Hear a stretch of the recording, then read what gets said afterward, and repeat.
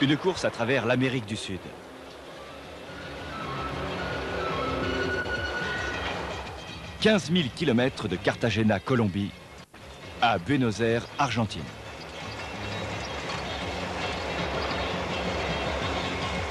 Le premier rallye d'aventure transamazonien.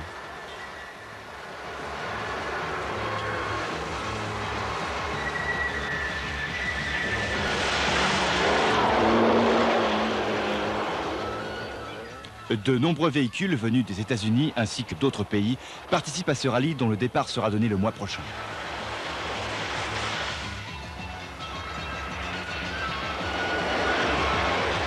Les conducteurs affronteront des routes difficiles. Et des situations délicates. Des risques d'accident. C'est le lot que leur réserve le rallye hors-piste le plus disputé du monde. Leur parcours leur fera traverser la jungle amazonienne, les hautes altitudes de la cordillère des Andes, les vastes étendues de la Pampa argentine, l'adversité du désert,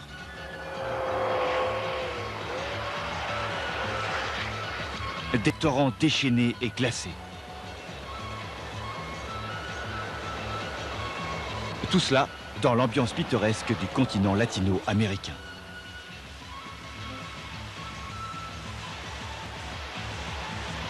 Tel est le décor de cette grande aventure.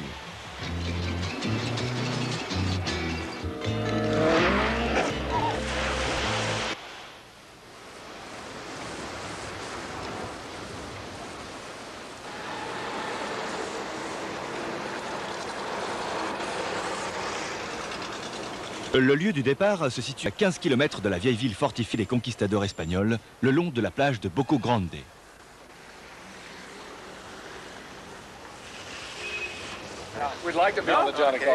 J'aimerais bien être invité à l'émission de Johnny Carson. Peut-être qu'à notre retour, Johnny pensera.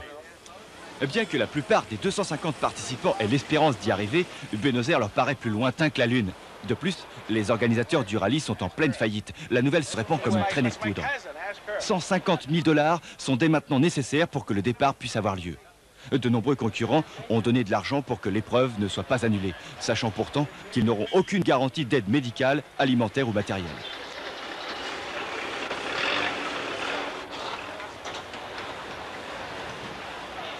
Quelques engagés se sont retirés de la compétition. Mais les vétérans du tout-terrain apprécient le défi. Ron Cliburn de Seattle. Pour la première fois dans l'histoire des sports automobiles internationaux, les participants se sont rassemblés et ont réellement pris le contrôle d'une compétition internationale primordiale.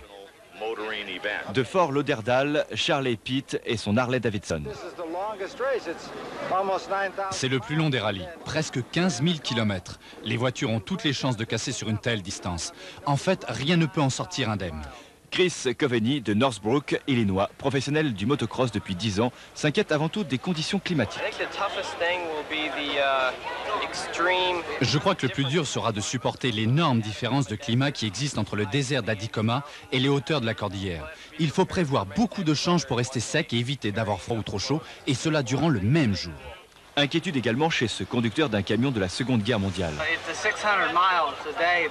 C'est 1000 km par jour, ça va nous tuer. On risque vraiment d'y rester. C'est la seule chose qui m'inquiète vraiment. Le camion, lui, devrait tenir le coup. Les organisateurs en faillite ont été supplantés par la Fédération automobile colombienne qui, depuis 24 heures, fait tout son possible pour arranger les choses.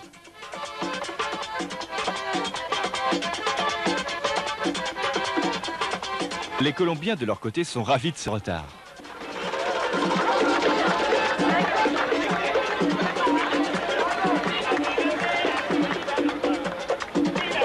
Les concurrents arrivent du monde entier. Ces deux superwomen japonaises sont de véritables stars dans leur pays. Du parachutisme du haut des gratte-ciel de Tokyo au deltaplane du sommet du mont Fuji, leurs exploits sont innombrables.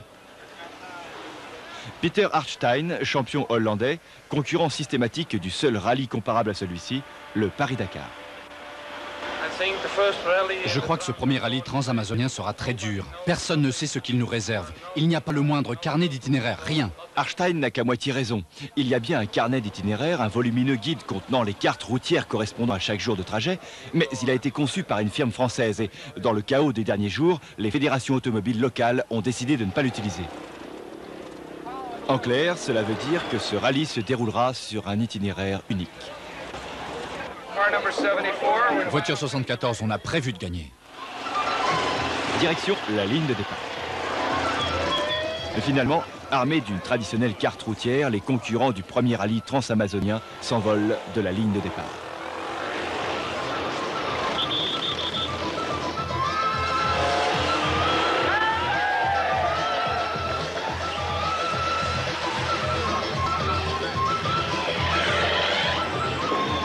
Pour les Colombiens, c'est un événement national.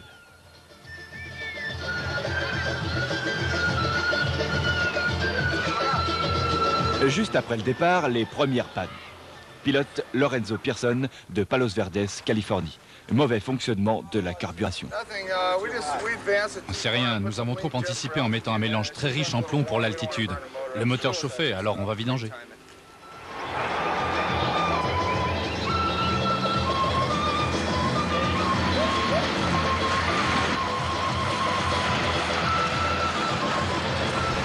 Le défi du premier jour, parcourir 550 km de Cartagena à Cúcuta, près de la frontière vénézuélienne. Dans ce genre de marathon, il faut distinguer deux types de courses contre la montre. Le premier, aller d'un point de contrôle à un autre point de contrôle en un temps donné. Et cette formule est la plus répandue.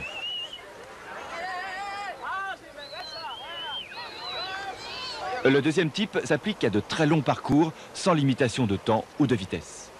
Que le plus rapide gagne. Ces parcours empruntent généralement des routes dangereuses et en très mauvais état. En termes techniques, ces portions s'appellent des spéciales.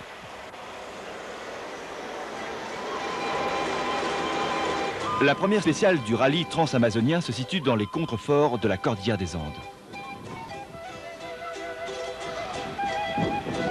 Durant les 15 000 km du rallye, les concurrents seront chronométrés dans les spéciales comme dans les parcours classiques. Et le résultat final sera annoncé à Buenos Aires. Au crépuscule du premier jour, les concurrents arrivent à Abrigo, ville isolée à l'est de la Colombie.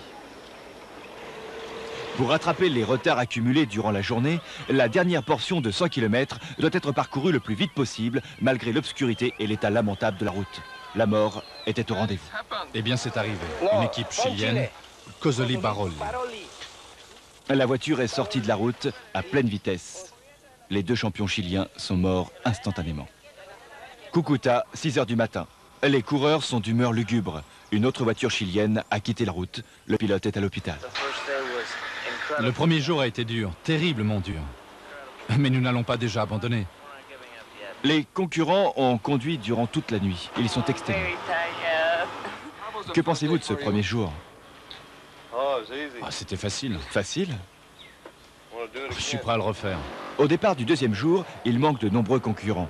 Un éboulement important survenu pendant la nuit les bloque dans la montagne. Nous n'avons pas de pneus de rechange. Il faut faire attention. C'est le premier parcours dans les hauteurs du massif andin, à 3500 mètres. Le brouillard est tellement épais que les taxis de la région préfèrent attendre qu'il se lève. Mais les coureurs n'ont pas le choix.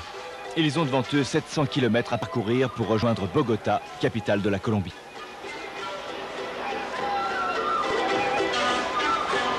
Bogota, 6 heures du matin, troisième jour.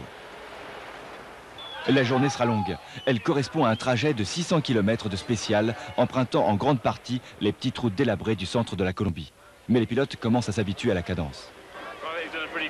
Ils ont fait du bon boulot. Le rallye s'améliore de jour en jour. Je trouve que c'est très bien organisé. J'apprécie l'attitude des Colombiens. Ils ont vraiment bien arrangé les choses. J'ai l'impression que nous allons nous balader aujourd'hui. Nous ne traverserons les Andes que quelques fois et nous nous arrêterons peu après la tombée de la nuit.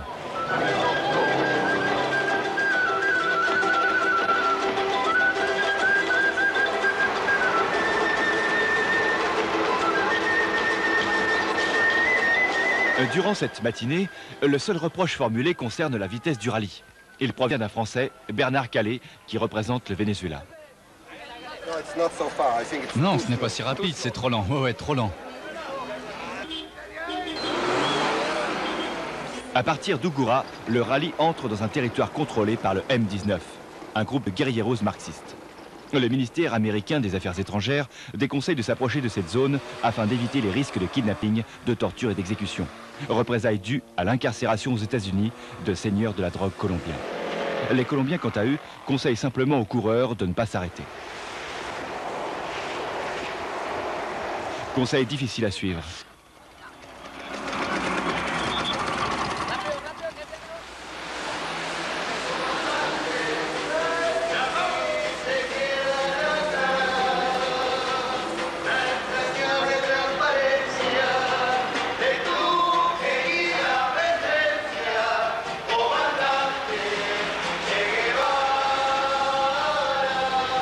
En approchant de La Plata, prétendu centre de production de la cocaïne, les coureurs ne rencontrent que l'enthousiasme de jeunes femmes.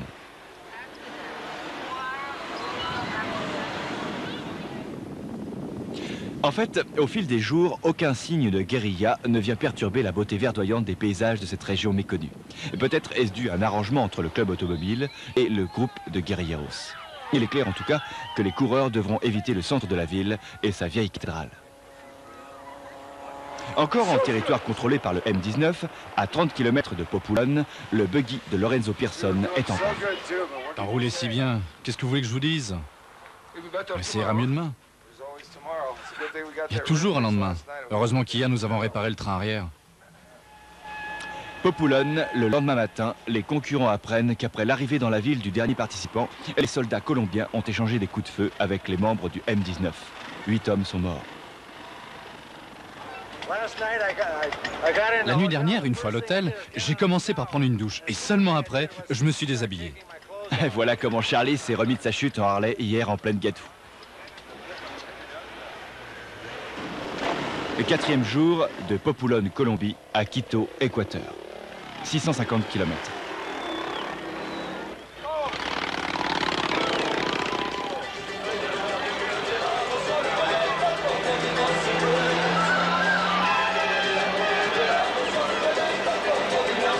En ce dernier jour de rallye en Colombie, les imperfections de préparation se font sentir. Dépourvus d'ordinateur, les organisateurs colombiens sont dans l'impossibilité de donner les premiers résultats. Il n'y aura donc pas de classification officielle avant l'Équateur.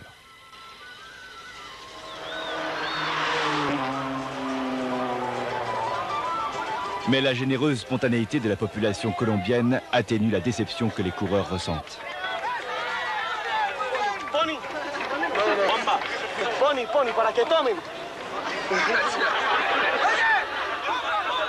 Équateur. La radio d'État couvre en direct l'arrivée des concurrents du rallye sur le sol national.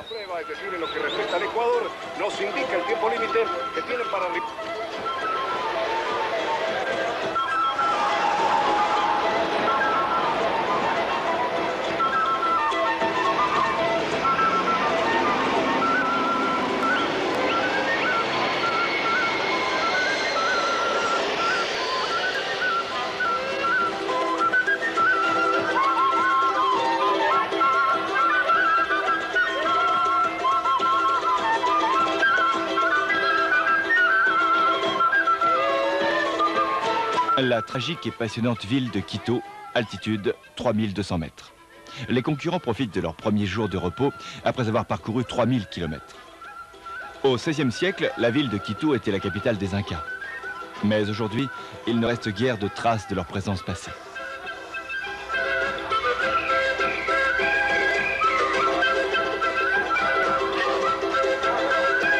L'un des rares vestiges de la civilisation inca se situe un peu au-dessus de Quito.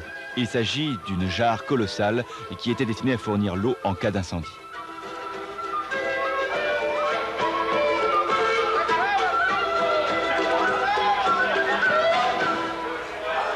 À l'hôtel, les coureurs découvrent en première page du Miami Herald un article concernant l'accident mortel du tandem chilien. Dehors, c'est le moment des préparatifs pour le lendemain. On vient de s'apercevoir que le trajet prévu là-haut est ridicule. Nous allons monter jusqu'à 3600 mètres demain. Là-haut, les routes sont couvertes de gravier. Elles tournent sans arrêt. Ce sera une journée vraiment difficile. Nous devons la préparer.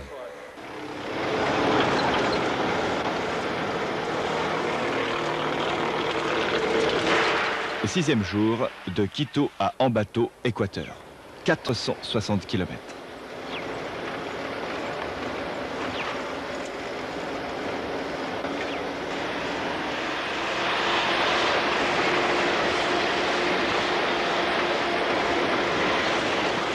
Nous sommes si loin en tête, c'est ridicule.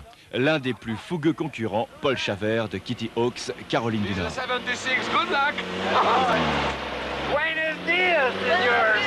Et leur douteuse avance est immédiatement remise en question par Ron Cliborn de Seattle, numéro 76.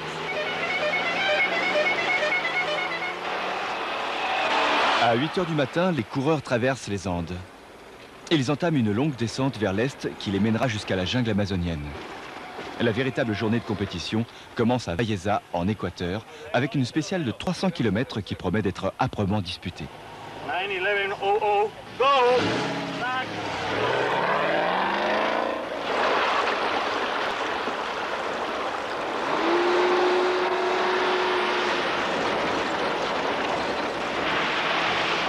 À moins de la moitié du parcours, les voitures commencent à rendre l'âme.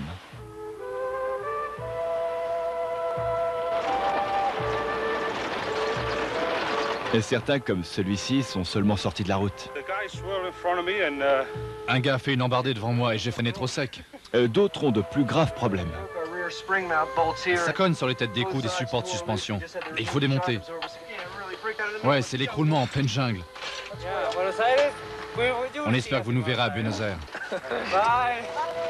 L'Argentin Juan Defort a de la chance d'avoir trouvé une voiture remorque.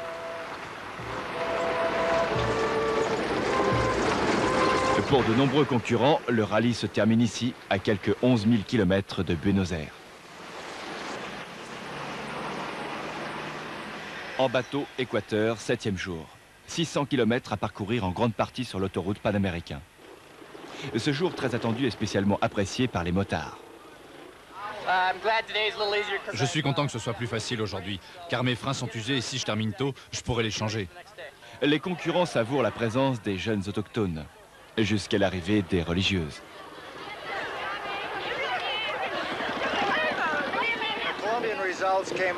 Les résultats colombiens sont arrivés et m'ont désigné officiellement comme étant le dernier. J'ai été un peu déçu et ils ont été corrigés. Je ne suis plus le dernier.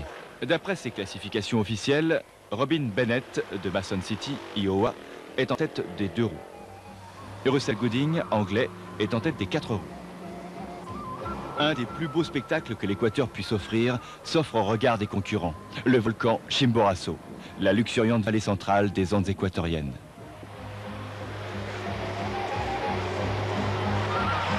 Ainsi que la fameuse transaméricaine, cette route semble avoir été abandonnée en pleine construction.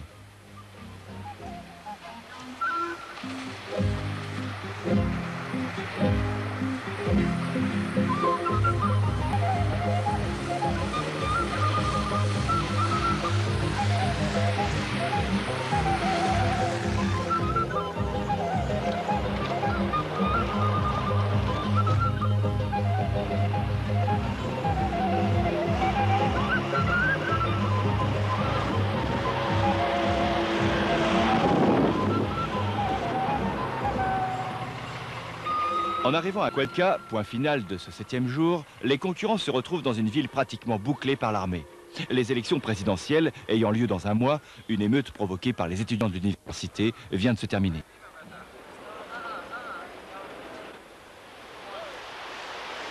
Pour ce 8e jour, le trajet à parcourir est de 550 km. Il emprunte une série de routes très dures qui relient Cuenca à Loa. Même la portion considérée comme facile par tous les pilotes met en difficulté de nombreux véhicules. Ah non, ça va pas, j'ai besoin d'un bras de direction. Le mien est cassé. Et ce n'est qu'un avant-goût de ce que réservent aux pilotes les 380 km éreintants de la spéciale qui suit.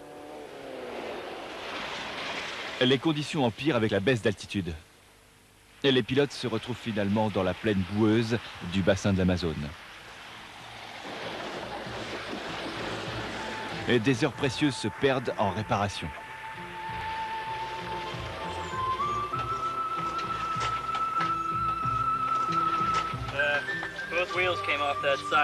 Les roues sont détachées de ce côté. Nous avons perdu 6 boulons. Il va falloir essayer de les prélever de l'autre côté et nous verrons bien si ça marche. Il nous faut des roues de chaque côté de toute manière. J'espère que ça va marcher.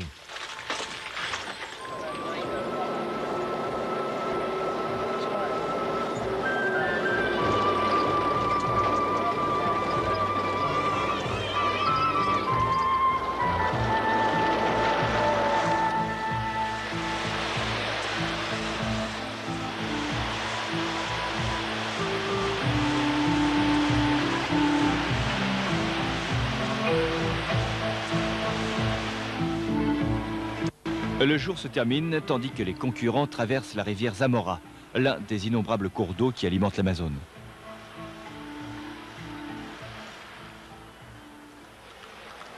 Neuvième jour, dernier arrêt en Équateur, la petite ville poussiéreuse de Loa.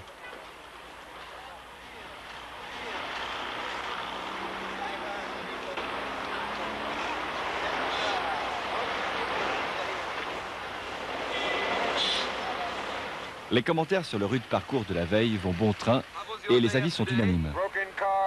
Voiture cassée, arbre moteur cassé, équipe cassée, cœur cassé.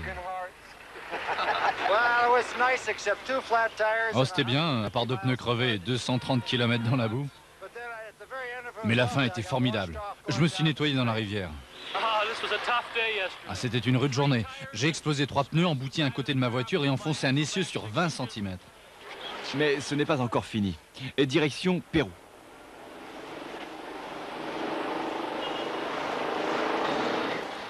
Par chance, les 150 km à parcourir jusqu'à la frontière sont relativement faciles et parsemés de beaux paysages.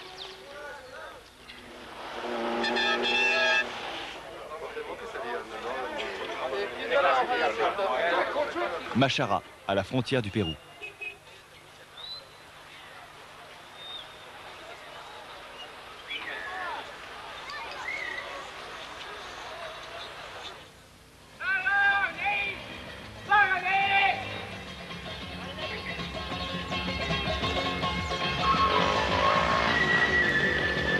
Le Pérou est un pays déchiré par les activités terroristes du mouvement latino-américain appelé Sentier Lumineux, ou encore le Chemin Brillant. Le rallye transamazonien traverse franchement leur territoire. Les concurrents se pressent autant qu'ils le peuvent.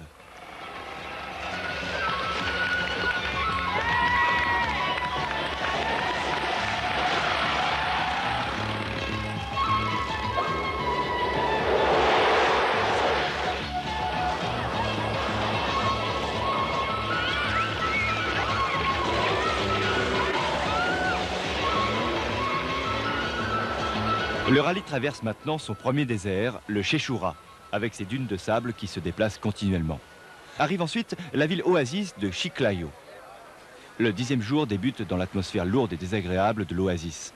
Les moteurs démarrent mal. Il n'y a pas assez de carnet de route pour tout le monde. Et ceux qui circulent sont imprécis.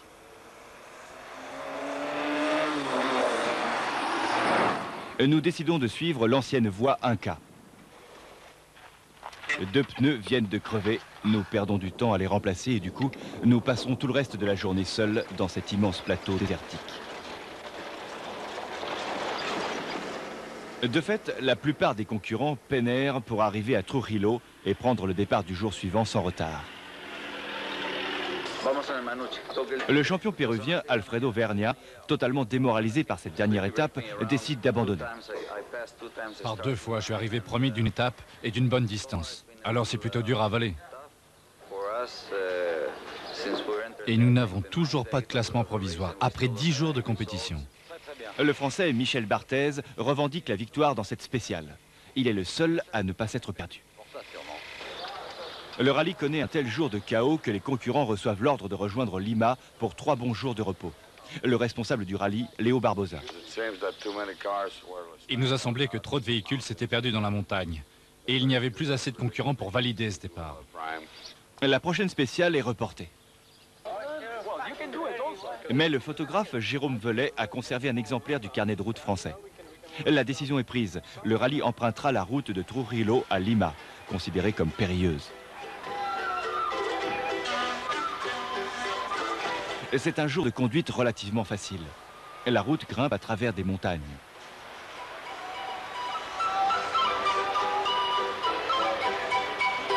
Ces enfants, d'à peine 12 ans, travaillent peut-être dans la mine de charbon la plus élevée du monde.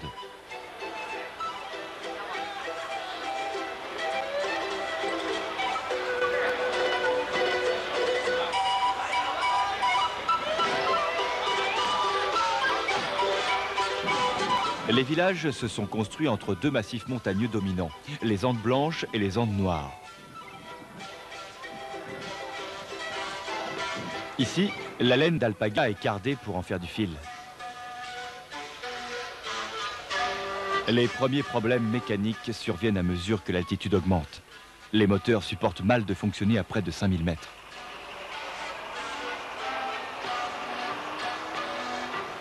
Il faut pourtant bien rallier Lima. Et certains concurrents font preuve d'un peu trop de hâte. À Lima, le rallye s'enfonce une nouvelle fois dans les problèmes. On attribue le retard pris par le rallye au sentier lumineux. Une fois encore, il n'y a ni résultat ni carnet de route. Mais les Péruviens promettent d'en fournir avant la fin des jours de repos. Lorsque le jour du départ arrive, certains concurrents n'ont plus de véhicules. Stuart Hillier, de Dallas, s'est fait voler sa moto. Ouais, je viens de passer 36 heures dans un camion. J'ai parcouru cette route 3 fois, une fois en moto, 2 fois en camion. Toujours pas de carnet de route.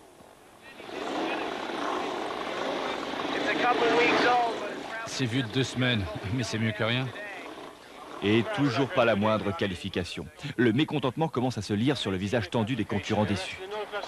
Toujours pas de classification, c'est pourtant simple. Pour d'autres concurrents, le problème semble tout simplement ne pas exister. Ils n'accordent aucune importance à ces classements. Les concurrents quittent Siniguila pour se rendre au départ du spécial si longtemps reporté. Nous avons trouvé l'endroit idéal pour un départ. Après être montés à 4000 mètres d'altitude en moins de 15 km, les moteurs bouillants se retrouvent plongés dans un bain d'eau glacée. Ce traitement provoquera quelques pannes.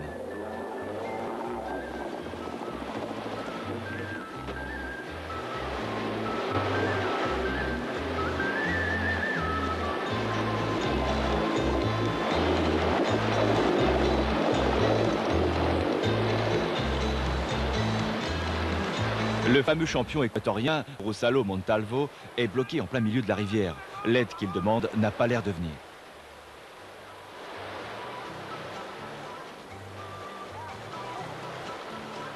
Et finalement, Montalvo et son copilote devront pousser tout seuls leur voiture jusqu'à la rive.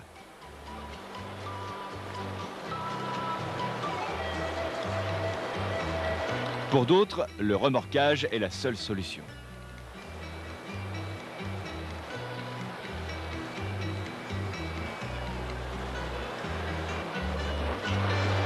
Seuls quelques véhicules très bien préparés réussiront une traversée sans ennui.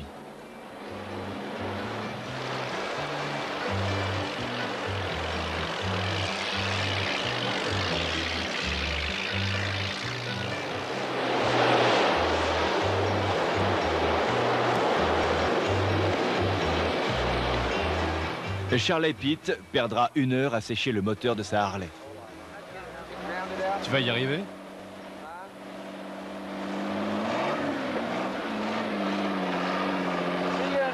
On se retrouve à Nazca. Merci Paul. Certains y arriveront, d'autres non, restant immobilisés à 700 km de là.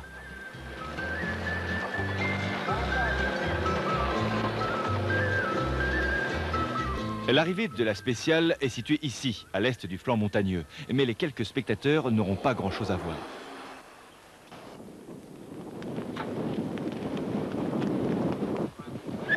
Beaucoup de concurrents ne franchiront jamais cette ligne d'arrivée. C'est le cas du champion hollandais Peter Hartstein. Le rallye transamazonien se termine ici pour l'équipe vidéo des Super Galles. Hospitalisée d'urgence, elle ne verra jamais Buenos Aires, maintenant à 6000 km de distance. Nazca au lever du 15e jour. Tandis que les concurrents se dirigent vers la ligne de départ, nous allons survoler les célèbres traces de Nazca.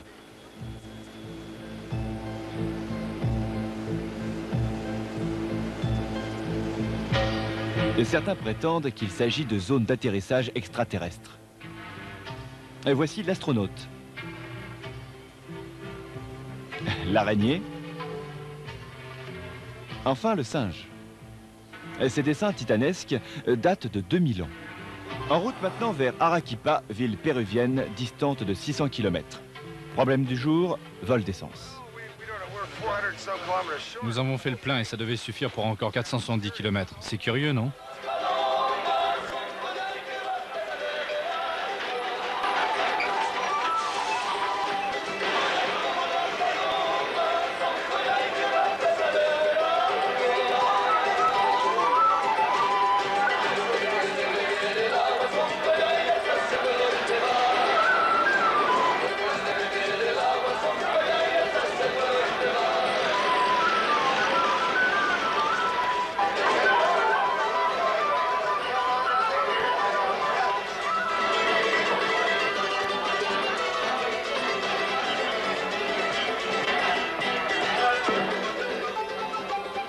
« 16e jour, le dernier au Pérou. Une spéciale de 600 km reliant la ville d'Arequipa à celle d'Arica au Chili.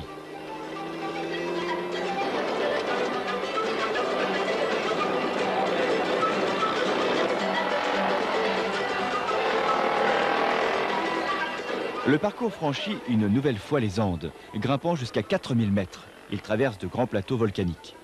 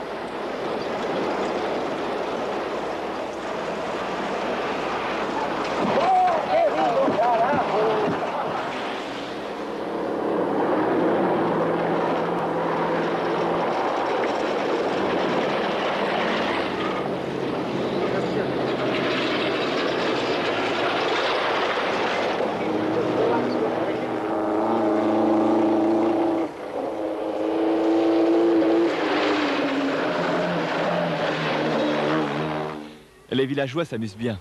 Ils n'ont certainement jamais vu de pneus de ce genre. Ils essayent même de les acheter.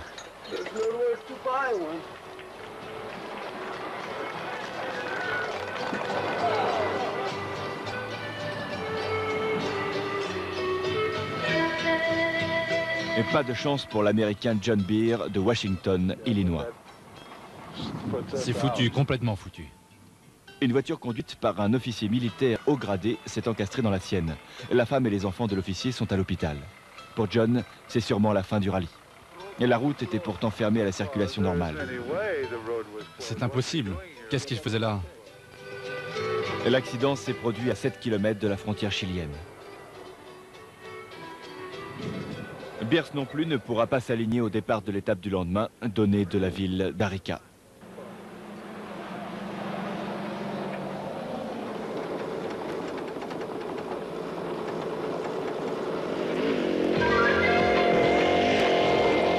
Le parcours du jour comprend l'une des plus longues spéciales de tout le rallye transamazonien. 480 km à travers les dunes de sable et les bancs de sel du plus aride des déserts de notre planète.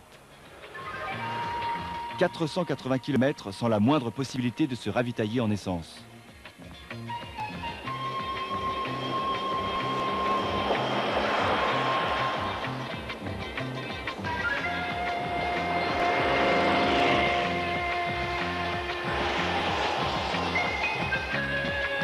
Suite à une erreur de navigation, le Californien Lorenzo Pearson s'est retrouvé en Bolivie, où il a été emprisonné. Ensuite, tout son équipement a été volé. Les motards sont tombés en panne d'essence près de la frontière bolivienne, à 4300 mètres d'altitude. Ils ont dû attendre 3 heures avant d'être ravitaillés. Il reste encore combien de kilomètres? Une centaine? Mais pour Rafael Sassio et son cousin Andreas, tous deux venus de la Rolla, Californie, il n'y a plus d'essence pour leur voiture. Ils n'auraient pas dû en manquer et pensent que leur réservoir est troué. On verra en bas. On ne peut rien faire ici.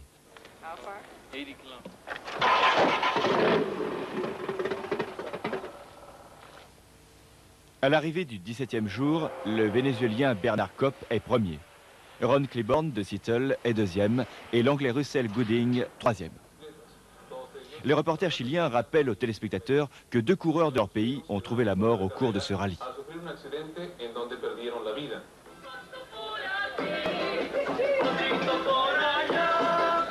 Ce soir, les concurrents, bien qu'exténués, ont dû se rendre à une soirée d'accueil qui se prolongera pendant presque toute la nuit.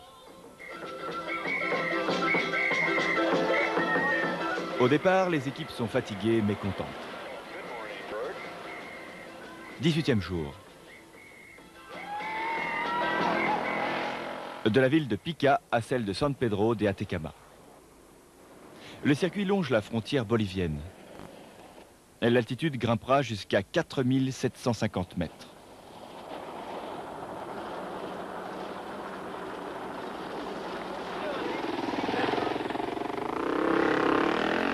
La route se dirige vers Socal-Solas, région couverte de lacs salés asséchés et de vieux cratères volcaniques. Un concurrent voulant couper au plus court s'est enlisé dans l'épaisse couche de goudron gras que la croûte de sel recouvre.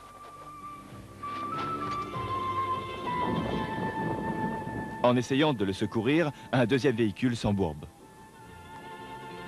Et finalement, il faudra 2 autres véhicules, 3 câbles et 3 heures supplémentaires pour libérer les 2 voitures. Et dans les minutes qui suivent, un accident survient. Le copilote de John Pearson se blesse gravement en essayant de prendre quelques photos. En état de choc, il est transporté en voiture sur de mauvaises routes vers une base militaire.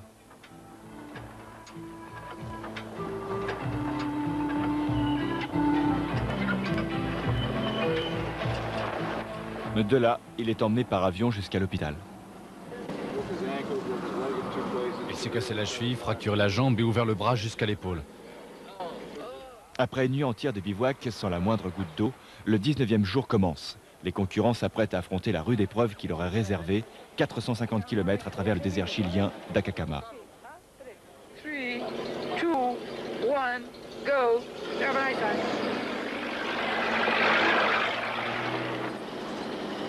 Bien qu'ayant perdu son copilote, John Pierce est déterminé. Il veut continuer le rallye. Solitaire mais aussi solidaire, il s'arrête pour proposer une aide éventuelle aux concurrents en peine.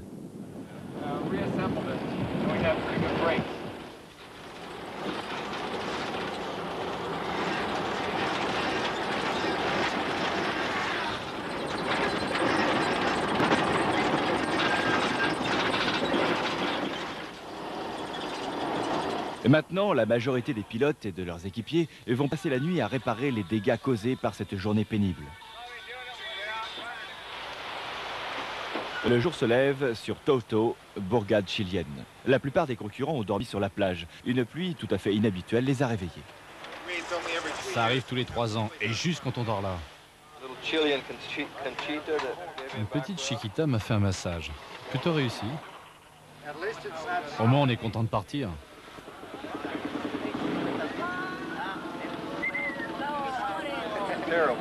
Rob Shirley de Knoxville, Tennessee. Je me suis retrouvé coincé derrière les 2 japonaises. J'ai avalé toute leur poussière.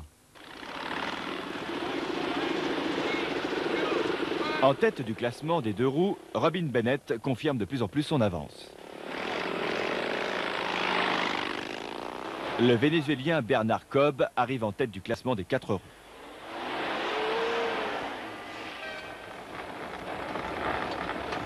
Mais 8 km plus loin, en ce début de parcours du 20e jour, Bennett est tombé et s'est fait très mal.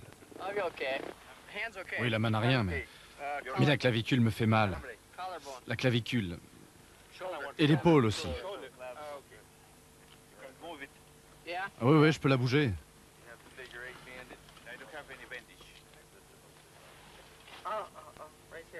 C'est juste là.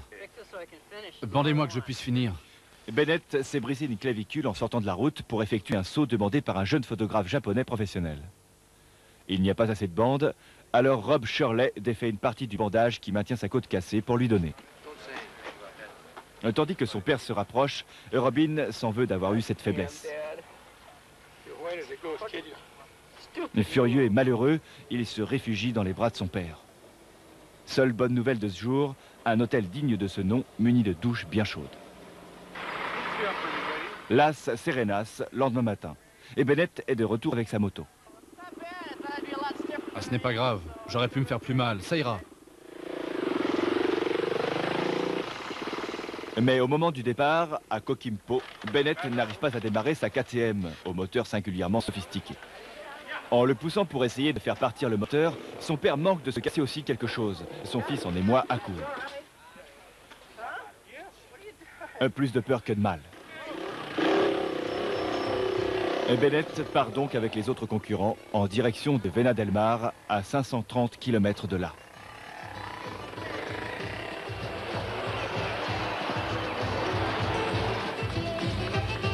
La route que le rallye emprunte traverse l'intérieur dépeuplé du Chili. Ici, les concurrents doivent partager la route avec les cow-boys de la région qui rassemblent leurs troupeaux.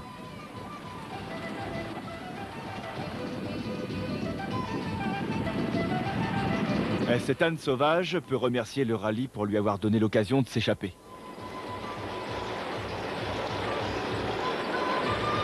Les pilotes se retrouvent sur la Panaméricaine pour parcourir les 80 derniers kilomètres qui les séparent de Vena del Mar.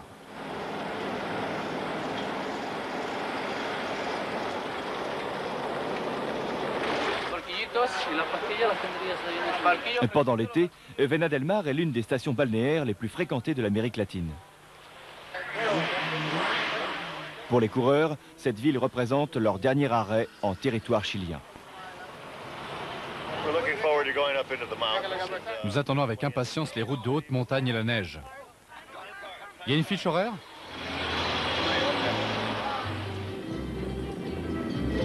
Depuis leur départ au niveau de la mer, les pilotes ont gravi 4000 mètres. La frontière argentine n'est plus qu'à 180 km.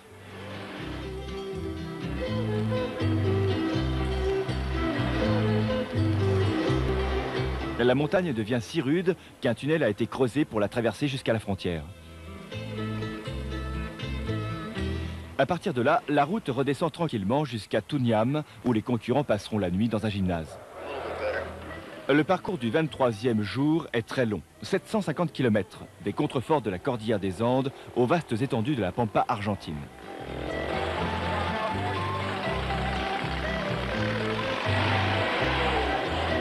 Le temps est glacial.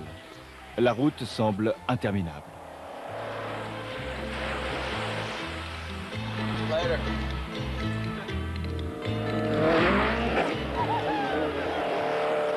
Fonçant à travers ces vastes étendues de terrain plat sur des routes défoncées, les concurrents expérimentent de nouvelles pannes. Ici, un ressort très important vient de se casser.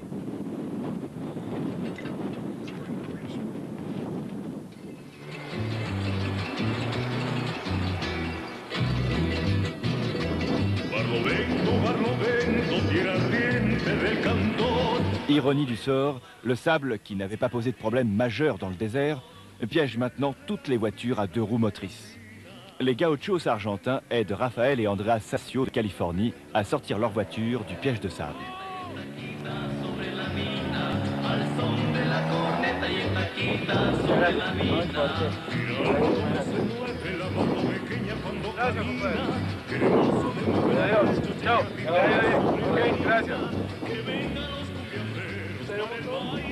L'essence baisse sérieusement dans les réservoirs.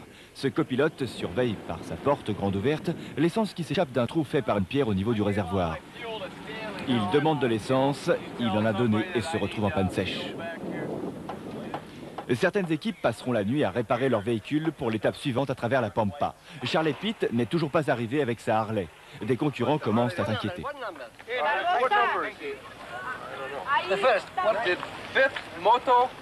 Le motard Rob Shirley est le dernier à l'avoir aperçu.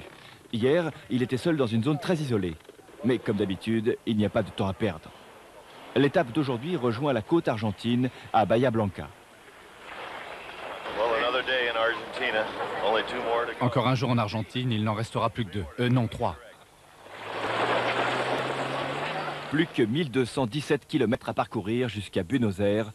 Notre valeureux 4x4 décide de décompresser un peu.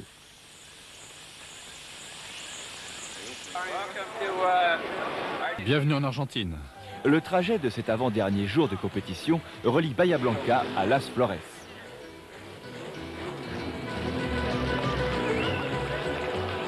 La dernière spéciale ne dépasse pas 300 km.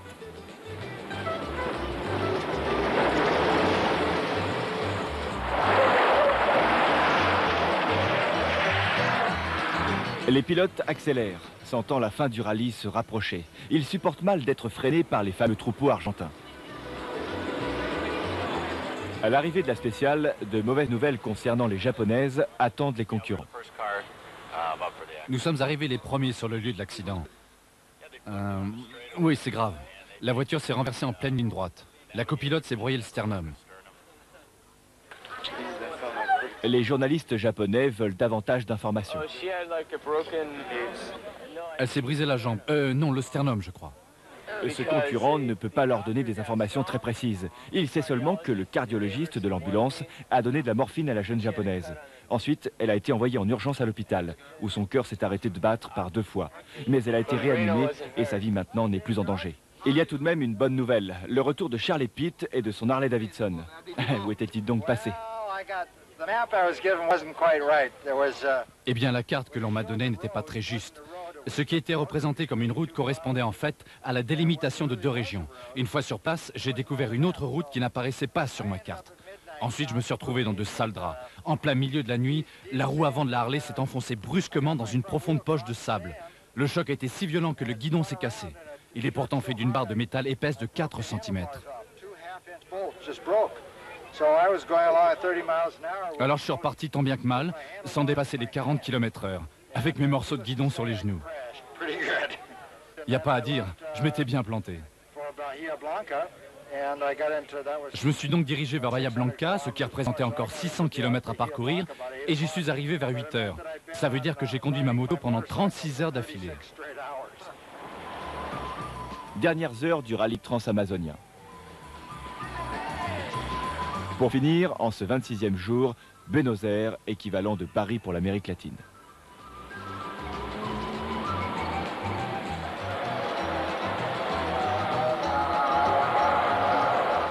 L'arrivée a lieu devant l'Automobile Club argentin.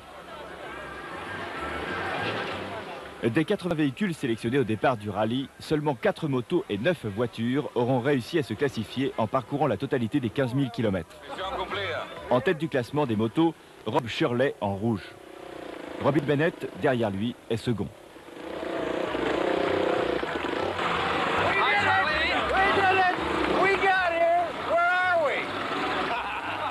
Charlie Pitt est 4e et Steve Malone de Glenville, Illinois, prend la 3e place.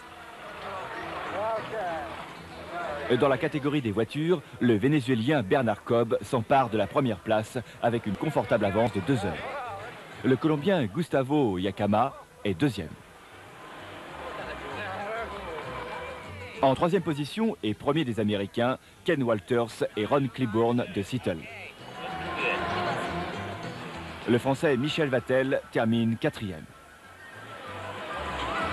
Salut Michel, c'est arrivé. Tout allait bien? Tout allait très bien. Parfait. Les Anglais Russell Gooding et Roger Jenkins terminent en 5e position. La 6e position revient à Andreas et Raphaël Sassio de Californie.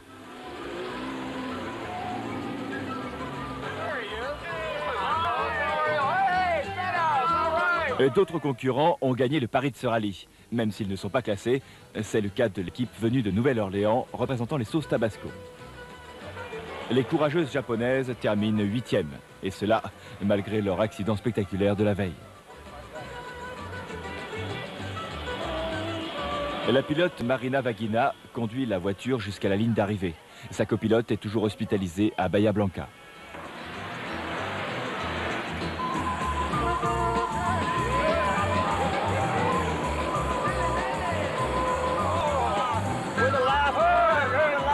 Et à la surprise générale, Lorenzo Pearson et son buggy ont réussi à se faire libérer de leur prison bolivienne.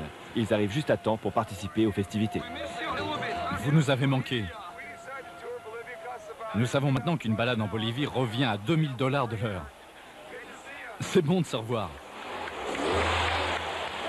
Le premier rallye d'aventure transamazonien est maintenant terminé. Nous sommes le 17 mai 1988.